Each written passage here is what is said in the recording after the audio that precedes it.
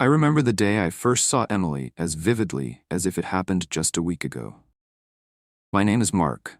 I grew up in a small, quiet town in the northeastern United States, where life moves slowly and neighbors know each other by name and by habit. Mom and Dad always supported my interests, however unusual they might have seemed. At school, I was equally fascinated by both baseball and reading science fiction. Mom joked that I was double-wired, because I could spend an afternoon chasing a ball on the field and then dive into books all evening. Still, I can't say I was the only one who had diverse interests. My best friend since childhood, Jake, was by my side. We met on a baseball field when I was 9 and he was 10, and from that day on, we were almost inseparable. Jake was taller than me, with bright blue eyes and a contagious smile.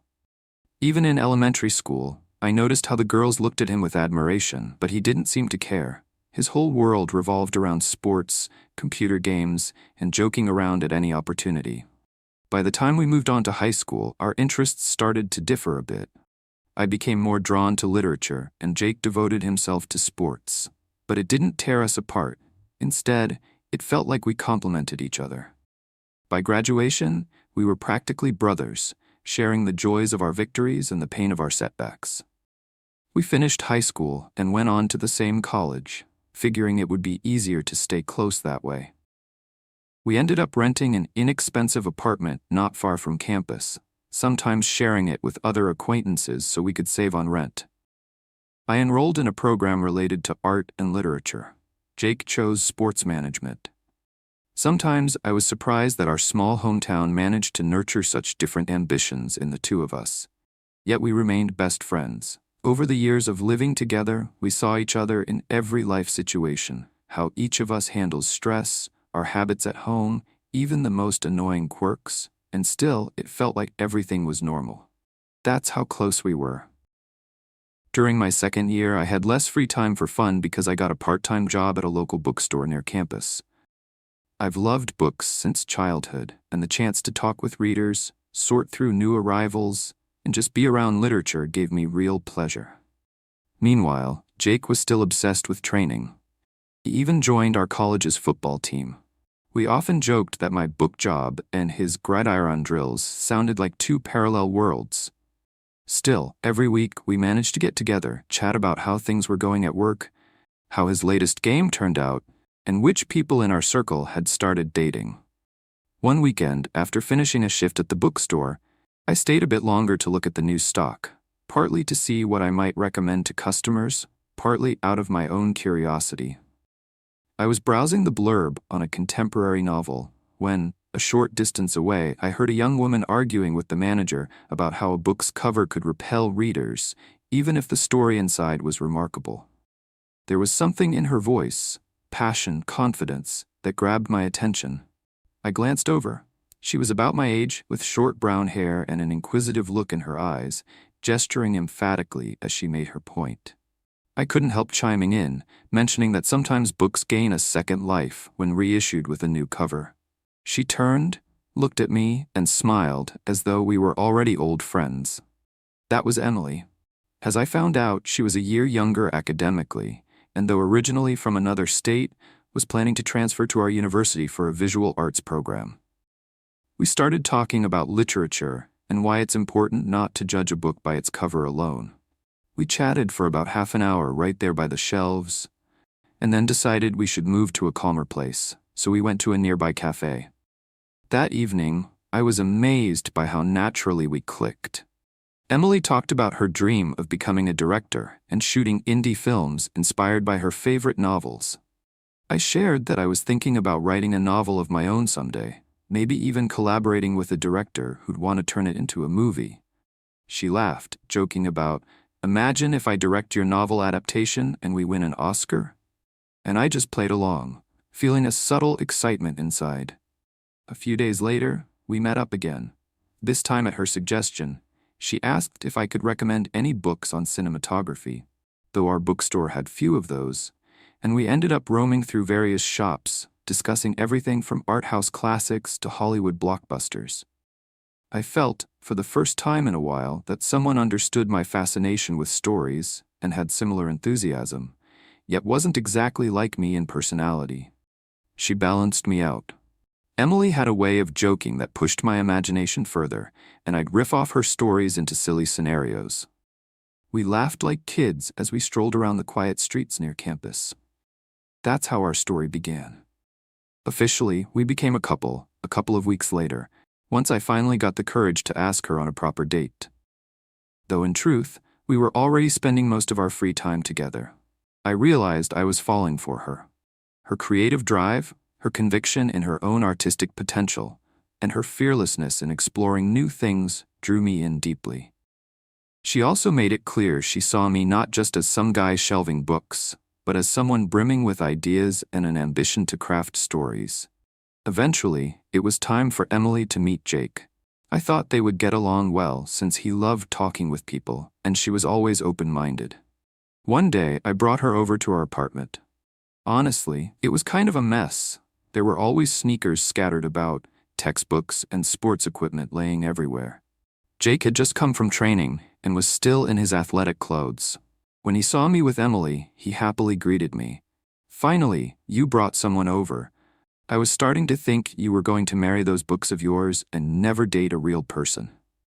I burst out laughing, as did Emily, charmed by his comedic presence. They started chatting immediately. She asked about his life in the football team. He told her all about the intense practices. I felt so happy knowing my girlfriend and my best friend got along. Over time, the three of us formed a kind of small circle.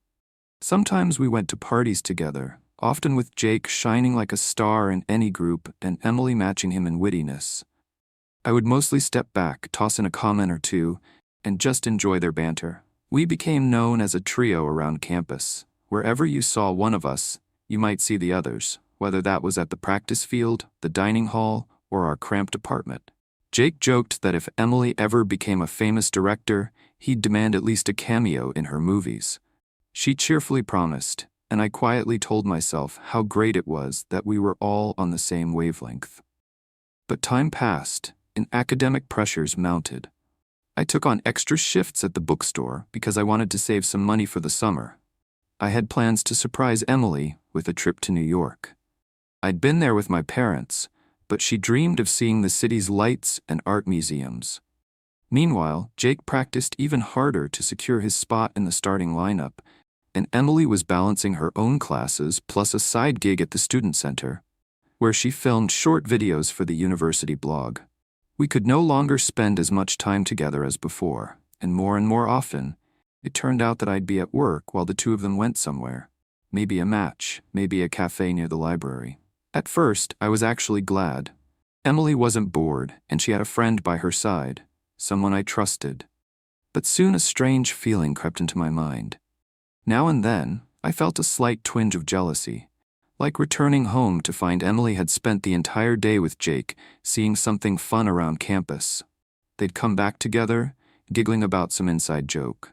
Or she'd text me, "Campus is dull, so I'm going to watch Jake practice for a bit," and then call me after they'd gone off for a drive around town. I told myself I shouldn't suspect them of anything. After all, I believed Emily loved me, and Jake was my best friend. Why would I distrust them? Gradually, though, I noticed details in their behavior. The way Jake sometimes looked at Emily lasted half a second too long. The way she'd occasionally fix her hair when he was around. One time, I caught them exchanging a glance after some joke. Something I didn't fully understand, but it made my heart skip. I tried to remain rational. Maybe it was just my stress talking. But inside me, the tension quietly grew. The weirdest part was seeing Emily grow distant. Before, she always dropped by my room to watch movies or simply chat, but lately she appeared less often, saying she was busy or tired. We'd try to make plans, only for them to fall through because she was already out with Jake or a friend. I myself didn't spend as much time with her as I wanted, busy as I was with the bookstore job and classes. Yet the change in our dynamic gnawed at me. One evening, when I finally had a day off, I tried to plan a surprise for Emily. Maybe a cozy dinner and a movie she'd been wanting to see. But she called and said Jake had invited her over to his place. Supposedly, he wanted to show her some old family scrapbooks or talk about his sports achievements. I didn't like that my own plans were disrupted, but I tried to stay cool about it. I told myself it was no big deal. The sting of jealousy was there, though, and it wouldn't leave. About a week later, something happened that turned my life upside down. It was a typical evening. I'd finished my shift earlier than expected because a new hire came in and took over. Feeling good about having unexpected free time, I walked home, looking forward to seeing Emily and maybe cooking something together. The apartment seemed quiet when I entered, but I noticed her jacket on a chair and the bathroom light was on. I called out, "Emily?" No answer. The place felt deserted. Then I heard low, muffled voices from Jake's room. My heart thudded. I stood outside the door, unsettled. My hand found the doorknob almost reflexively. I hesitated. Spying is not my thing, but something inside me shouted that something was wrong. Quietly, I turned the handle. The door wasn't locked. I peeked inside and what I saw froze me in place. On Jake's bed, partially under a sheet, were Emily and Jake, very clearly in the middle of something they shouldn't have been doing. Emily's hair was messy, her face full of shock, and Jake sprang up, covering himself with whatever was at hand. My vision blurred with the realization. It felt like the world had caved in. Emily, seeing me, gasped, "Mark, this is not what you think." But how could it not be? I just found my girlfriend and my best friend together in bed, right in our own apartment. Jake looked horrified too, as if he wanted to vanish. But I didn't care about excuses. I couldn't speak. I turned and ran out as they called after me. "Mark? Wait, Mark." Every word they said was a punch to my chest. I dashed down the street, not even thinking where I was going. Ran out as they called after me. I'm not sure how many steps I took that night before stopping. My head was spinning, my thoughts blurred, and each breath felt like a painful spasm. It was as if the reality around me had dimmed. Street lamps flickered like dull spots, and passers-by were just hazy silhouettes. I kept walking until my legs brought me to a park where Emily and I once strolled. On an old bench near a dried-up fountain, I sank down, dropped my head in my hands, and finally let the tears come. Only a day ago, I thought my life was far from perfect, but at least pointed in a clear direction. I loved my girlfriend, had a tight bond with Jake, juggled work and school, and looked forward to a decent future. In a single moment, all of that had been ripped away, burned by the betrayal I never expected. I don't know how long I sat on that bench, possibly hours. It was only when the air became chilly and I began to shiver that I looked at my phone. By then, there were multiple missed calls and messages, all from Emily and Jake. As I scrolled, I caught fragments of frantic apologies and pleas to come back home and just talk. I skimmed them, not absorbing the words, because deep down I wasn't ready to face them. In the midst of that emotional storm, I remembered that my parents lived only an hour's drive away. Without a second thought, I called a cab and headed there. Throughout the ride, I stared out the window blankly. The taxi driver glanced at me in the rearview mirror a few times, no doubt noticing my distress, but he said nothing, perhaps having learned that some passengers prefer silence. Mom and Dad certainly weren't expecting me to show up at their door late at night, so the moment they saw me, they realized something serious had happened. I told them the rough outline. My girlfriend cheated on me with my best friend. I couldn't bring myself to describe the details. Mom gave me a hug, just like she used to when I was a child upset over a petty fight, and ushered me to the kitchen table with tea and cookies. I could barely swallow. Dad joined us, patting my shoulder lightly, and suggested I stay for a few days until I felt better. I appreciated that. They didn't bombard me with intrusive questions, nor did they try to force me into conversation. They simply offered me a chance to breathe. The next few days passed in a haze. I hardly left the house, mostly sitting in my old room, drifting through memories of Jake, how we had played together, grown up side by side, promised to support each other no matter what. And now it felt so cruel that he was at the heart of my greatest heartbreak. Thoughts of Emily were even more painful. I recalled her eyes, her voice, her laughter, and hated the idea that she was giving those intimate moments to someone else, my own best friend. Sometimes I wondered, what if I hadn't come home early that day? Would they have gone on in secret or admitted it later? But such speculation only led to more pain. I kept circling back to, how could they do this? and feeling anger, sorrow, despair. Mom quietly looked after me, offering comfort. Dad would go to work, come home, and watch me pace around, lost in thought. Once, he found me on the porch scribbling in a notebook. He asked if I wanted advice. I said no, so he left it at that. In a way, I was grateful he didn't push me. After a few days, I began to realize I couldn't hide at my parents' house forever. University was still in session, I had a job I was neglecting, and final exams loomed. Should I drop out, transfer somewhere else, or go back and somehow face it all? Running away entirely felt wrong. So I decided I'd return, at least to collect my belongings. I told Mom and Dad that if it got unbearable again, I'd come back. Before leaving, I told them a bit more, that I'd actually witnessed Jake and Emily in bed together, which had shattered my heart. Mom exhaled heavily, Dad clenched his fists. They'd seen Jake almost like a second son, and now that illusion was gone. Still, they said I could rely on them anytime. I thanked them and headed off. Stepping off the bus near campus, I felt a wave of anxiety. Everything looked the same. Students hurrying to class, some laughing, some heading to get coffee. Yet my reality felt turned upside down. I caught a taxi to our apartment, though my stomach lurched at the idea of seeing them again. The ride was a blur of repeated mental images I couldn't purge. When I arrived, Jake's car was out front, but no one appeared to be inside the apartment. It seemed eerily still. A few coffee cups and sports gear scattered about, but no voices. My bedroom looked mostly as I'd left it. Apparently no one had ventured in.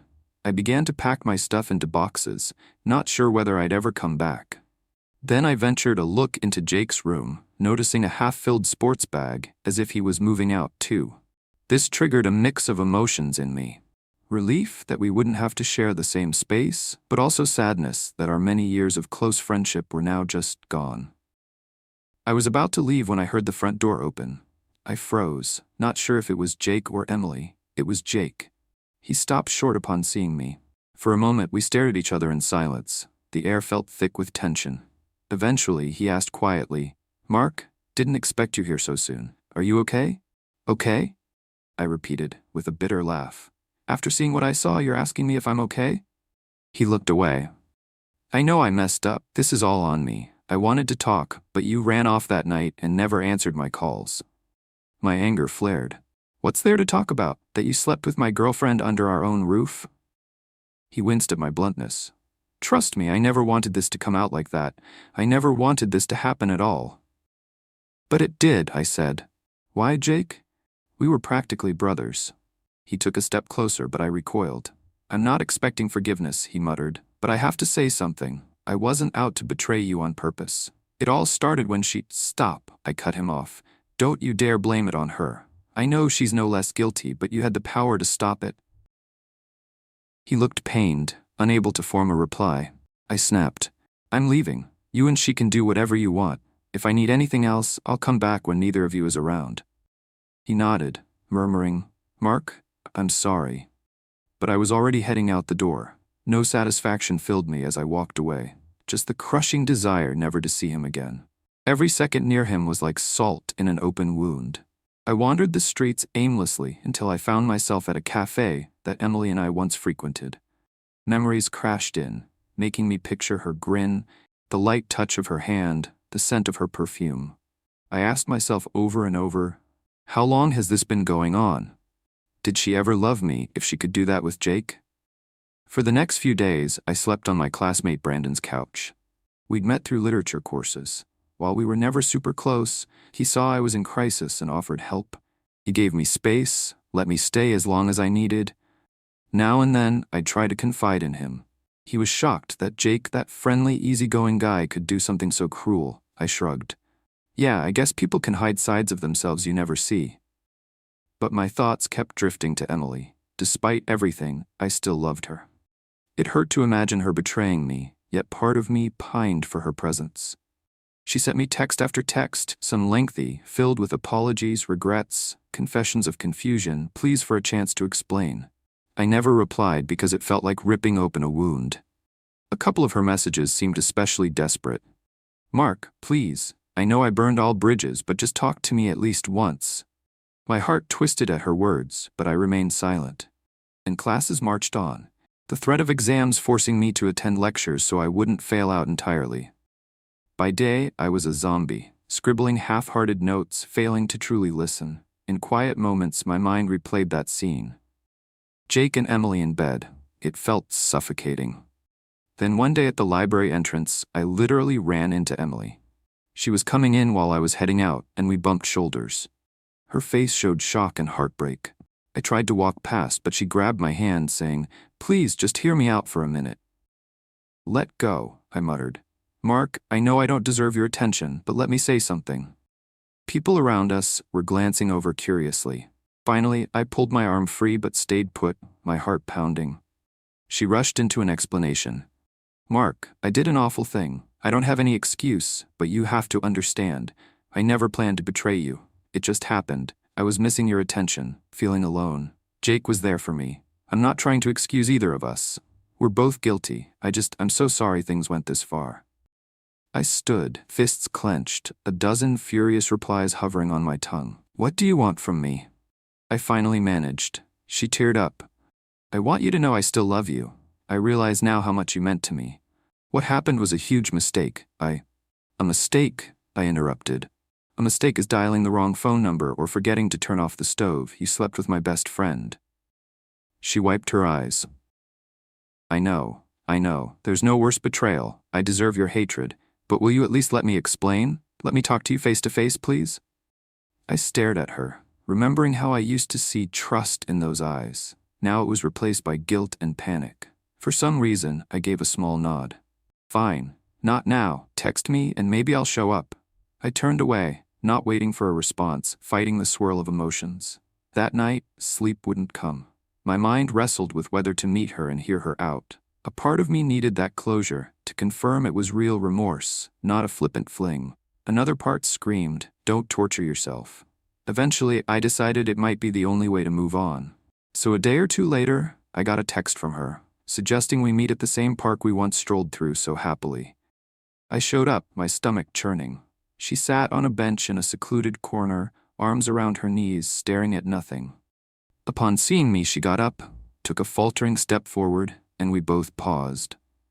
We stood a couple of feet apart. She started explaining that she wasn't trying to excuse herself, but needed me to know how her loneliness, stress, and fear of losing me led her into a spiral. She tried to claim she was worried I didn't value our relationship, that I was too busy with work, and that she was afraid of being dismissed if she confronted me. So I confided in Jake. We both were struggling. And yes, it turned into more than it ever should have, she admitted. It tore me up to hear that. "But how could you go that far?" I asked. "I trusted you both." Emily's voice shook. I don't know how to say it other than it all felt out of control.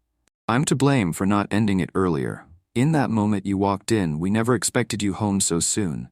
We were fighting, making up, everything got tangled." "So you're telling me you were just confused?" I snapped. "That's supposed to justify it?"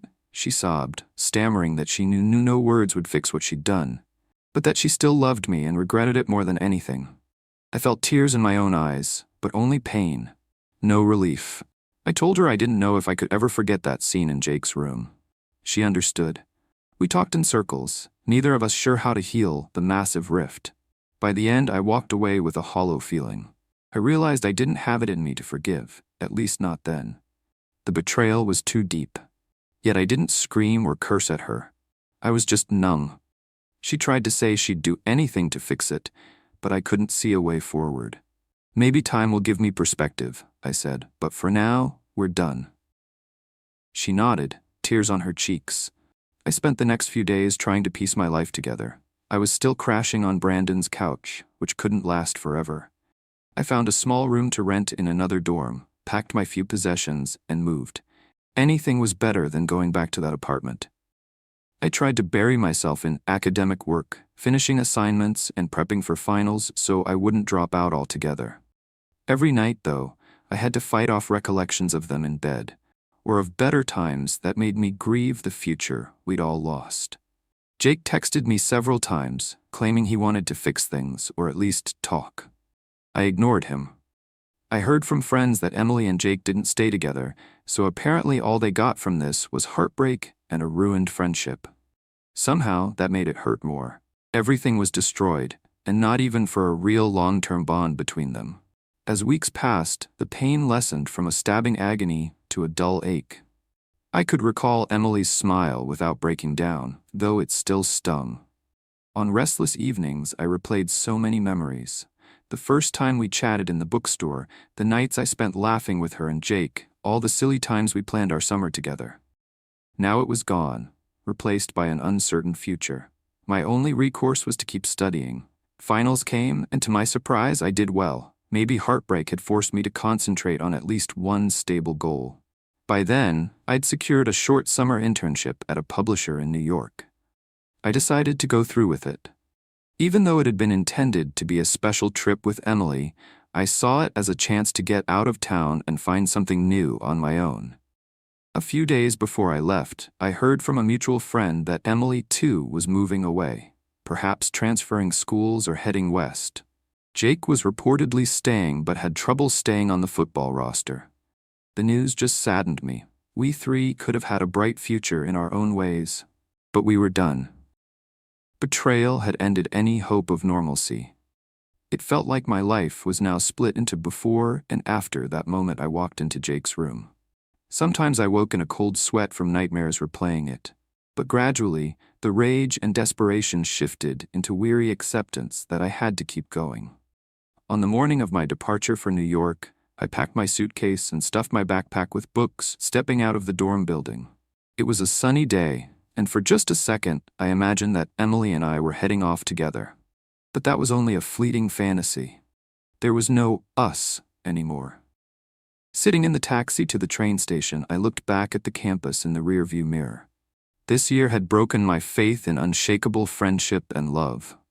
Yet I understood that I was not entirely defeated. I had gained a painful lesson, but one that might help me grow if I let it.